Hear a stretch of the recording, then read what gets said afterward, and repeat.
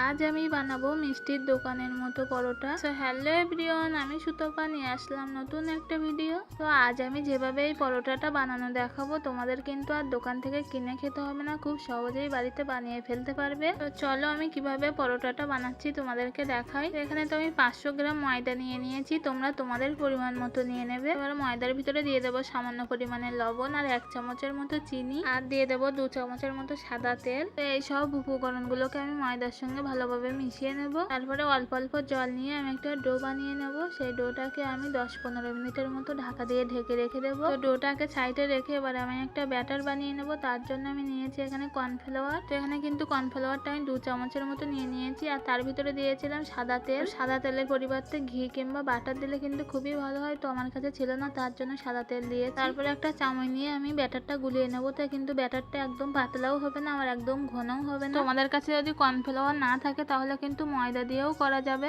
এবারে ওই ডো থেকে আমি লেচি কেটে নেব। তো আমি রুটির মতোই কিন্তু বড় বড় করে লেচিগুলো কেটেছি। সবগুলো লেচি কাটা হয়ে গেলে এবার একটা একটা করে নিয়ে আমি রুটির মতো গোল করে নেব। এবারে 1 চামচ করে ওই ব্যাটার নিয়ে রুটির গায়ে ভালোভাবে লাগিয়ে দেবো। তারপরে ছুরি দিয়ে রুটির মাঝখান দিয়ে কেটে আমি ঘুরিয়ে ঘুরিয়ে পেঁচিয়ে নেব। তারপরে হাত দিয়ে চাপলে কিন্তু গোল হয়ে যাবে। তোমরা আমার হাতের দিকে লক্ষ্য করলেই কিন্তু বুঝতে পারবে যে আমি কিভাবে বানিয়েছি। তো তোমাদের যাতে বুঝতে অসুবিধা না হয় তার জন্য কিন্তু আমি আর একটা করে দেখিয়েছি, দেখো। তো একে একে কিন্তু সবগুলোকে আমি এইভাবেই করে নেব। এই পরোটাটা কিন্তু লেয়ার পরোটা হবে, খুবই সুন্দর। খাওয়ার সময় কিন্তু আর কাঁচা থাকবে না। অনেক সময় কিন্তু পরোটা ভিতরে কাঁচা কাঁচা মতো থাকে। এই পরোটা একবার খেলে কিন্তু দোকানের পরোটা খাওয়ার কথা ভুলেই যাবে। তো এবারে একে একে পরোটাগুলোকে সব আমি বেলে নেব। তো আজ আমি কড়াইতে পরোটাটা ভাজবো, তার জন্য কড়াইটা ভালোভাবে গরম করে নিয়েছি। প্রথমে কিন্তু কড়াইতে তেল না দিয়ে একটু এপিট ওপিট করে সেঁকে নিতে হবে। নিয়ে তারপরে সামান্য পরিমাণে আমি তেল দিয়ে দেবো।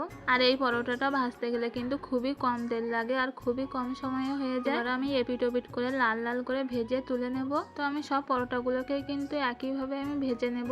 এই পরোটাটা খাওয়ার জন্য কিন্তু এর সঙ্গে কিন্তু আমি একটা আলুর তরকারি বানিয়েছিলাম, একদম দোকানের মতো। দোকানে দেখবে আলুর খোসা কিন্তু ছাড়াই না, আলুর খোসা সমেতে কিন্তু আলুর তরকারি করে। আলুর তরকারির রেসিপিটা তোমাদের পরের ভিডিওতে দেবো। তো আজ তো এই পরোটা আর আলুর তরকারি পুরো জমে গেছে রাতের খাবারে। তো তোমরা দেখে কমেন্টে জানাবে আজ আমার রান্নাগুলো কেমন হয়েছে।